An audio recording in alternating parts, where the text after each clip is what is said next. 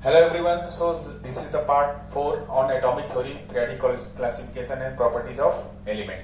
अपने इस वीडियो में हम लोग एटॉमिक मॉडल ऑफ रदरफोर्ड के बारे में देखेंगे और उनके ड्रॉबैक को भी हम लोग इसमें पढ़ेंगे। तो बेसिकली रदरफोर्ड एक बहुत ही रिच पर्सन थे। उनकी खुद की अपनी एक कंपनी थी जो कि रेडियो एक्टिविटी पे काम करते थे। तो उनके कुछ वर्कर रेडियो एक्टिविटी पे ही एक्सपेरिमेंट कर रहे थे, है ना। और वो अपने इस एक्सपेरिमेंट में उन्होंने ये पाया कि जो Thomson atomic model of Thomson था, तो उसमें जो थॉमसन ने एटम के बारे में बताया था वो चीज फुलफिल नहीं हो रही है। वो जो अपना एक्सपेरिमेंट कर रहे थे, बेसिकली वो एटम पे कोई एक्सपेरिमेंट नहीं कर रहे थे उनके वर्कर, वो रेडियो एक्टिविटी पे ही काम कर रहे थे। तो उन्होंने अपनी इस चीज को आकर के रदरफोर्ड के साथ शेयर किया कि एटम की वो प्रॉपर्टी फुलफिल नहीं हो रही जो कि थॉमसन ने हमें बताया था। तो फिर रदरफोर्ड ने भी डिसाइड किया कि ठीक है, एक एक्सपेरिमेंट करके देखते हैं। तो इसी एक्सपेरिमेंट को रदरफोर्ड गोल्ड फॉयल एक्सपेरिमेंट कहते हैं। गोल्ड फॉयल एक्सपेरिमेंट, ठीक है। तो इसके बारे में पढ़ते हैं हम लोग, रदरफोर्ड गोल्ड फॉयल एक्सपेरिमेंट। हालांकि ये एक्सपेरिमेंट आपने 9th में भी अच्छे से पढ़ा है उसको, यहाँ पे भी हम उसको एक बार कवर करेंगे, फुल डिटेल में नहीं लेकिन, और उन चीज को जरूर हाईलाइट करेंगे जो चीज 9th में आपने छोड़ दिया या नेग्लेक्ट किया है। तो बेसिकली इसमें यहाँ पर एक सोर्स था और एक सेमी सर्किल शेप में ऐसा कुछ फ्लोरोसेंट की एक सीट उन्होंने लगा दी थी। और यहाँ से सोर्स था जो कि अल्फा पार्टिकल का सोर्स है, सोर्स ऑफ अल्फा पार्टिकल, जहां से अल्फा पार्टिकल निकलेंगे। और यहाँ पे बीच में उन्होंने गोल्ड का एक फॉयल लगाया था, जैसे हमारा एल्युमिनियम का फॉयल नहीं होता वैसे ही गोल्ड का फॉयल लगाया था, ठीक है। और यहाँ पर ये जो फ्लोरोसेंट शीट है जो कि जिंक सल्फाइड की बनी थी, जिंक सल्फाइड, है ना,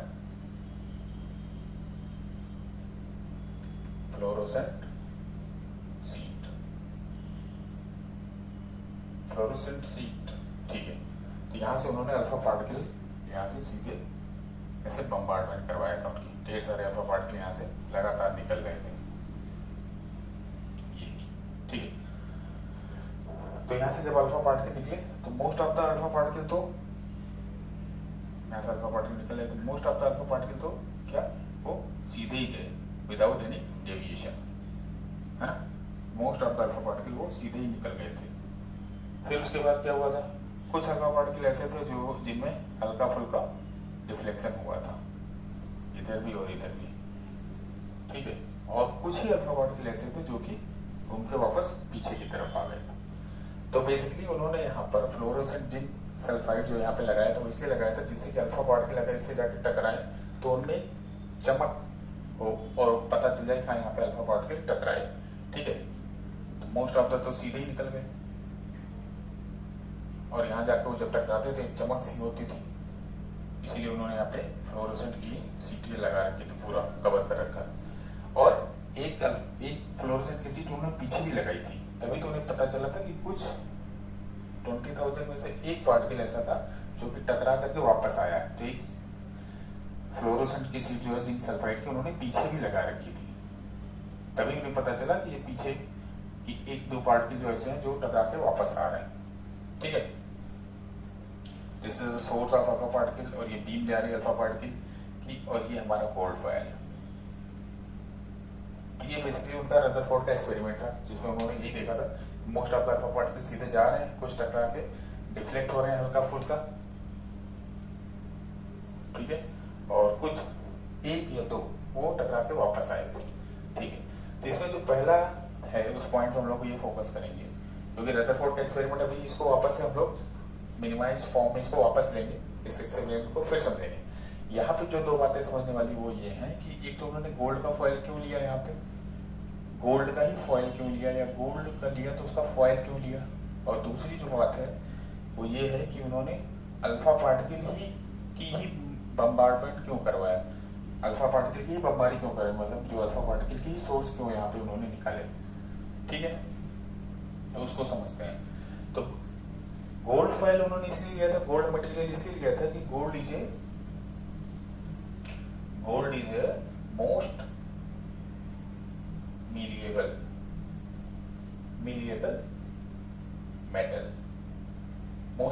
मेटल का मतलब ये हो गया कि गोल्ड पे आप कितना भी हैमर कर दो, मतलब उसको हथौड़े से हैमर से कितना भी आप उसको मारो तो क्या होता है, वो पतला होता चला जाता है, पतला होता चला जाता है, लेकिन ब्रेक डाउन नहीं होता, मतलब टूटता नहीं है। कई सारे ऐसे मेटल होते हैं आप जिनको अगर हथौड़े से या किसी चीज से मारो आप तो एक टाइम के बाद वो फिर वो टूट जाते हैं। पतले तो होते हैं, वो पतले होते हैं, लेकिन फिर एक टाइम के बाद टूट जाते हैं। लेकिन गोल्ड क्या होता है, मोस्ट मिलिएबल मेटल है, आप इसको कितना भी हैमर्ड कर सकते हो और कितना भी पतला कर सकते हो, मतलब बिल्कुल ही एल्यूमिनियम फॉयल के जैसा आप पतला कर सकते हो। ठीक है। दूसरा, अल्फा पार्टिकल उन्होंने क्यों लिया था? अल्फा पार्टिकल इसलिए लिया था उन्होंने क्योंकि उनको पता था कि थॉमसन ने बताया था कि जो एटम होता है वो it is a sphere of positive, positive का स्फीयर होता है ना। इसलिए उन्होंने अल्फा पार्टिकल लिया था क्योंकि अल्फा पार्टिकल भी भारी होता है। ठीक है। इस पे +2 का चार्ज होता है, अल्फा पार्टिकल पे +2 का चार्ज होता है, +2 का चार्ज होता है। या आप इस पर ऐसे समझ सकते हो कि ये प्रोटॉन से 4 टाइम ज्यादा हैवी होता है मास में, है ना। प्रोटॉन से ये 4 टाइम हैवी होता है, 4 time heavy in mass from proton. इसलिए उन्होंने अल्फा पार्टिकल लिया था। यहाँ पे 2 चीजें हमें मुझे हाईलाइट करनी थी, एक तो गोल्ड फॉइल उन्होंने क्यों लिया, दूसरा उन्होंने अल्फा पार्टिकल क्यों लिया। तो गोल्ड फॉइल इसलिए लिया था क्योंकि gold is most malleable metal, आप कितना भी उसको हैमर करो वो पतला हो जाएगा लेकिन टूटेगा नहीं। दूसरा, अल्फा पार्टिकल क्या था, एक हैवी पार्टिकल होता है जिसके ऊपर +2 का चार्ज होता है और इसका अगर हम मास देखें तो वो प्रोटॉन के मास से 4 टाइम ज्यादा होता है। ठीक है। ओके। अब इसी का मिनिमाइज्ड फॉर्म बनाते हैं, जो एक्सपेरिमेंट में जो हुआ ये इसी का मिनिमाइज्ड फॉर्म बनाते हैं। अभी वो ये चीजें क्लियर हो गई होंगी। ठीक है।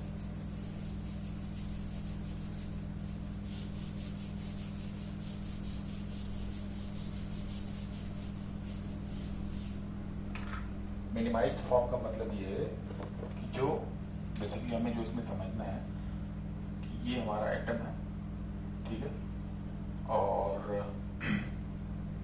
यहां से अल्फा पार्टिकल आ रहे हैं, ठीक है, यहां से अल्फा पार्टिकल आ रहे हैं और बीच में न्यूक्लियस बना लेते हैं। हालांकि अभी इसका पता नहीं चला है, तो most of the alpha particle तो सीधे चले गए, है ना। कुछ अल्फा पार्टिकल जो है वो बीच में से डिफ्लेक्ट, कुछ अल्फा पार्टिकल थे वो यहां से टकरा के डिफ्लेक्ट हुए, मोस्ट तो सीधे ही जा रहे हैं और कुछ एक जो टकरा के बिल्कुल 180 पे चला गया। इधर से ये आ रहे हैं और इधर से जा रहे हैं। ठीक है, ये आने का डायरेक्शन और ये जाने का डायरेक्शन। ये इसका मिनिमाइज्ड फिगर है क्योंकि जो यहाँ पे मेन हुआ था वो चीजें हमने यहाँ पे लिख ली, उस फिगर को हमने बना लिया।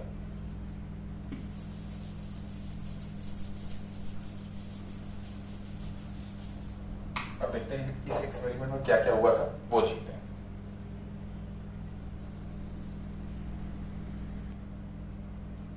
ओके, तो इस एक्सपेरिमेंट में जो उन्होंने ऑब्जर्व किया वो ये चीजें थी। पहली तो ये थी कि most of the alpha particle go straight through the gold foil without deflection. Most of the alpha particle सीधे निकल गए एटम से, गोल्ड फॉयल का जो एटम था उससे बिल्कुल सीधे निकल गए, कोई डिफ्लेक्शन ही नहीं हुआ, है ना। Most of the alpha particle go straight.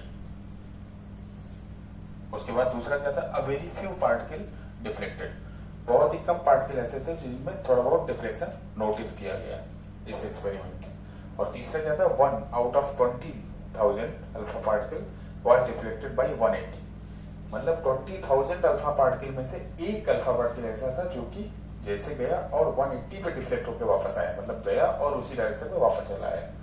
तो बेसिकली उन्होंने एक्सपेरिमेंट से अपने ये चीज निकाली। अगर हम इसी को और एक्सप्लेन करके लिखें, रदरफोर्ड ने इसी 3 पॉइंट को और एक्सप्लेन करके लिखा था, वो देखते हैं वो उन्होंने क्या लिखा था।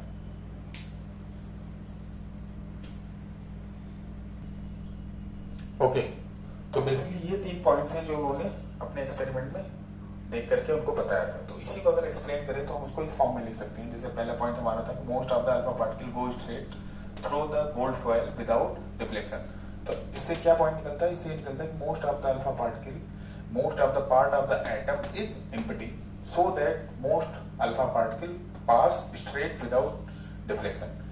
एटम का मोस्ट ऑफ द पार्ट जो है वो एम्प्टी है, इसलिए अल्फा पार्टिकल स्ट्रेट निकल गए, कोई डिफ्लेक्शन नहीं हुआ। अगर ये आपका एटम है तो इसका मोस्ट ऑफ द पार्टिकल वो बिल्कुल एम्प्टी है, खाली है, तो अल्फा पार्टिकल यहाँ से सीधे निकल गए। दूसरा पॉइंट क्या है कि some alpha particle get deflected, so it is confirm that strong repulsive force act on them. कुछ अल्फा पार्टिकल ऐसे थे, ये हमारा अगर एटम था तो कुछ अल्फा पार्टिकल ऐसे थे जो यहाँ से टकरा के डिफ्लेक्ट हुए थे। इसका मतलब ये होगा कि उनपे स्ट्रॉन्ग रिपल्सिव फोर्स लगा है। रिपल्सिव फोर्स का मतलब कि उनको ढकेलने वाला कोई force. Alpha particle already heavy particle थे, जो मैंने बताया था, alpha particle already heavy particle थे जिनका मास प्रोटॉन से भी 4 गुना ज्यादा है। तो मतलब ये है कि कोई ऐसी चीज है, किसी ऐसी चीज से वो टकराए थे अल्फा पार्टिकल जो उन्हें रिपल्स किया, जिसने उनको ढकेल दिया, मतलब उसका जिससे वो टकराए थे उसका मास और भी ज्यादा है ना। तो यहाँ से ये निकलता है कि some alpha particle get deflected, so it is confirm that strong repulsive force तभी लगेगा जब उससे ज्यादा हैवी पार्टिकल कोई मौजूद होगा, act on them. So it is clear entire positive charge concentrated at one place. तो इससे पता चलता है कि जो एटम के अंदर इंटायर पॉजिटिव चार्ज है वो एक ही जगह पर है, ठीक है, वो एक ही प्लेस पे है, क्योंकि बाकी प्लेस पे तो है नहीं, तभी तो अल्फा पार्टिकल सीधे निकल गए। एक ही जगह पे है, सेंटर में है, तो वहां पे जब अल्फा पार्टिकल टकराए तो वो हल्का फुल्का डिफ्लेक्ट हुई, ठीक है। और थर्ड जो ऑब्जर्वेशन था कि in an atom the volume of positive charge is very less. किसी भी एटम में जो पॉजिटिव चार्ज का वैल्यूम वो बहुत ही कम है as compare to the total volume of the atom. Atom के कंपेरिजन में अगर हम देखें तो जो वैल्यूम ऑफ पॉजिटिव चार्ज है वो बहुत ही कम होता है। उसको ऐसे समझ सकते हैं कि अगर साइज ऑफ एटम अगर हम माने, वैल्यूम ऑफ एटम माने, तो एटम का तो होता है कि 10 की पावर -10, ओके, और अगर हम उसके पॉजिटिव चार्ज का माने तो उसका होता है 10 की पावर -15। तो मतलब इन दोनों के बीच का डिफरेंस क्या होगा, 10 की पावर 5 का डिफरेंस हो गया।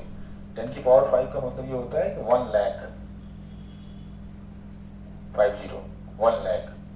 ठीक है, 1 लाख का डिफरेंस हो गया। मतलब कि अगर जो उसके पॉजिटिव चार्ज का जो साइज होगा उससे 1 लाख गुना बड़ा उसके एटम का साइज होगा, इतना डिफरेंस था। तो यहाँ पे वही बताया जा रहा था कि जो एटम का वॉल्यूम है वो बहुत ही कम होता है as compare to the volume of atom. तो अपने एक्सपेरिमेंट में उन्होंने ये चीजें ऑब्जर्व की रदरफोर्ड ने, और इनके बेस पे उन्होंने अपना कंक्लूजन निकाला कि बेसिकली कंक्लूजन क्या है इनका, उसको देखते हैं।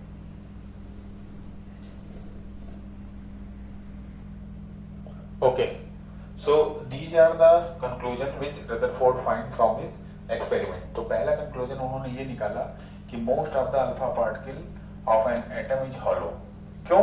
क्योंकि most of the alpha particle थे वो वहां से सीधे निकल गए थे। इसका क्या मतलब होगा कि most of the part of an atom वो हॉलो है, कि एटम का मोस्ट ऑफ द पार्ट जो है वो हॉलो है, एम्प्टी है, वहां से अल्फा पार्टिकल क्योंकि पास हो गए थे स्ट्रेट में, ठीक है। पहला कंक्लूजन तो उनका ये था। दूसरा क्या था कि the entire positive charge of the atom is concentrated at its centre called nucleus. ये फर्स्ट टाइम था कि किसी साइंटिस्ट ने न्यूक्लियस वर्ड का इस्तेमाल किया था या न्यूक्लियस की बात की थी। So Rutherford was the first person who talk about the nucleus, ठीक है। तो इन्होंने क्या बताया कि the entire positive charge of the atom is concentrated at the centre of the atom. उसको उन्होंने न्यूक्लियस कहा था। क्यों? क्योंकि जो अल्फा पार्टिकल का डिफ्लेक्शन हुआ था वो सेंटर से ही हो रहा था, जो थोड़ा बहुत हो रहा था, और जो आउट ऑफ 20,000 1 पार्टिकल लौट के वापस आया था 1 डिग्री पे, वो भी सेंटर से ही टकरा के आया था। तो उससे इन्होंने ये कंक्लूजन निकाला कि एटम का इंटायर पॉजिटिव चार्ज जो है वो कंसंट्रेटेड है कहां पे, सेंटर पे, और उसको उन्होंने नाम दिया न्यूक्लियस का, ठीक है। तो बहुत ज्यादा इंपॉर्टेंट पॉइंट है ये, वेरी इंपॉर्टेंट। थर्ड क्या था कि number of electron and the number of proton are equal so that atom as a whole electrically neutral. तो इसमें जो नंबर ऑफ इलेक्ट्रॉन थे और नंबर ऑफ प्रोटॉन थे वो बराबर थे, इसीलिए एटम वो हमारा इलेक्ट्रिकली न्यूट्रल था। हालांकि ये बात हमको थॉमसन ने बताई थी, है ना, इस बात को थॉमसन ने बताया था और वो बात बिल्कुल करेक्ट थी। रदरफोर्ड ने भी उसी बात को रिपीट किया कि एटम के अंदर नंबर ऑफ इलेक्ट्रॉन और नंबर ऑफ प्रोटॉन दोनों बराबर होते हैं, इसीलिए वो इलेक्ट्रिकली न्यूट्रल होता है। ठीक है। और ये यहाँ पे सबसे वेरी इंपॉर्टेंट एक और कंक्लूजन दिया उन्होंने कि the size of nucleus is very less as compare to the atom. Nucleus की साइज एटम के कंपेरिजन में बहुत छोटी होती है। वो अभी हम लोगों ने देखा था ना कि कितना होती है, अगर एटम का जो है वो एटम की साइज हमारी कितनी होगी 10 की पावर -10, तो न्यूक्लियस की साइज हमारी कितनी होती है 10 की पावर -15। तो दोनों के बीच का जो डिफरेंस है वो कितने का है 10 की पावर 5। 10 की पावर 5 का मतलब क्या हो गया 1 लाख, 1 लाख गुना का अंतर है। ठीक है, 1 लाख गुना अगर हमारा न्यूक्लियस जो है वो 10 की पावर -15 है, तो मतलब कि जो एटम होगा वो उससे 1 लाख गुना बड़ा होगा। बहुत ज्यादा इंपॉर्टेंट पॉइंट था। एक तो न्यूक्लियस के बारे में बताना, दूसरा न्यूक्लियस की साइज के बारे में बताना और उसका कंपैरिजन करना एटम की साइज से। ठीक है, okay. And the last one, it is also very important, जो आगे भी हम लोग पढ़ेंगे इसको, कि electron revolves around the nucleus. Electron जो होते हैं वो न्यूक्लियस के अराउंड वो चक्कर लगाते हैं। ठीक है, इन सर्कुलर पाथ, एक सर्कुलर पाथ में, and the circular path called orbit, और इनको हम लोग क्या कहते हैं ऑर्बिट कहते हैं। तो रदरफोर्ड ने हमें ये भी बताया था कि जो इलेक्ट्रॉन होते हैं वो न्यूक्लियस के चारों ओर चक्कर लगाते हैं। ठीक है, एक सर्कुलर पाथ में, और इस सर्कुलर पाथ को हम लोग क्या कहते हैं, इसको हम लोग ऑर्बिट भी कहते हैं। These are the conclusion given by the Rutherford.